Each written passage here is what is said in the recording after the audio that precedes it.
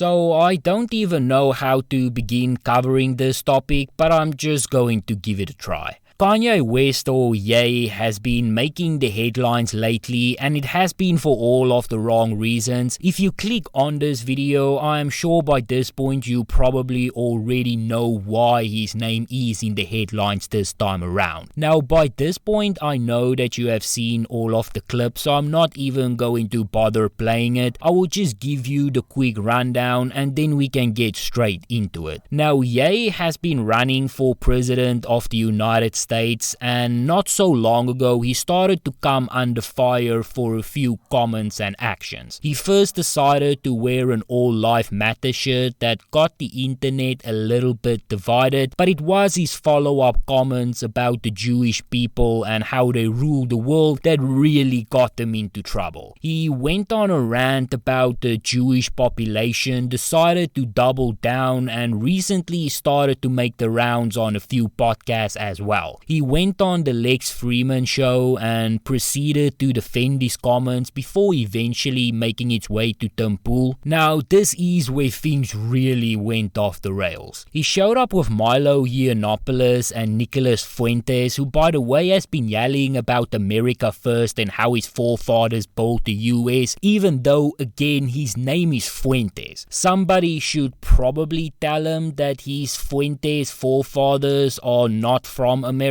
but that's a topic for another day. Anyway, those two, if you don't know, and good for you if you don't, are terrible anti-Semitic and Nazis. Sometimes the left like to throw those words around for anyone that they simply disagree with, and I'm calling that out because it is my own side doing this, but in this case there has never been a more accurate description. I wish I could play some of their greatest hit for you, but these guys are all banned, so I am going to spare you that today. Consider yourself lucky, by the way. Anyway, the point here is that the crowd that Ye decides to surround himself with is just a complete clown car. Now, him and his traveling circus of clowns decided to go full anti-Semitic once again. Tim Pool gave them the lightest bit of pushback and Ye just immediately stormed off. Now, this is also the guy, by the way, that wants to be president, and if you cannot survive Tim Pool, I don't know how you are going to survive negotiations with the North Koreans. But Adolf Hitler did storm off the Tim Pool show, and then he found himself with Alex Jones, and that is just where things completely went down. Now, when you are making Alex Jones feel uncomfortable, you know that things are probably bad. Now, this time Ye was not holding back, and he just came out and say all of the things that we already knew he believed. He once again did his normal Jewish tirade and then also decided to say, yeah, I like the previous ruler of the German government that is responsible for World War II. In fact, I don't only think that he did many great things, I also think the whole party is good, and I think bashing these people is wrong. Now, whether or not the guy from W2 did good things or not doesn't really matter, because all of that is completely overshadowed by all of the bad things that he has done. There is no defending him, and there is no defending Ye. I know already that there is going to be a few people who will defend him and say that he's just trying to look at all sides and speak to everyone, but if we can't even agree on the fact that the person who is aligning himself with Nazis is bad, then honestly I just don't know. It is really sad to see Ye in this state. Now, another point of debate has been his mental faculties. They say that he is bipolar and he's clearly going through a manic episode, and that is why he is saying the things that he is. Now, on that front, I do believe that he is going through some stuff, but none of that is excusing his behavior. The people who he aligns with, the comments that he is making, the ideology that he's defending, there is no excuse for that. I'm not a doctor, and even I know this. Anti-Semitism is not a symptom of bipolarism. You don't become anti-Semitic because you are bipolar. That is just not how it works. The things that he is saying is the things that he's believing. Now, professionally, I don't see any comeback for Ye. I think that he is done, and I think for as long as he lives, this is going to be with him. Professionally, this is just going to be his legacy now. That is unfortunately how it works. You can build 100 bridges and suck one penis, and for the rest of your life, you're gonna be known as a dick sucker.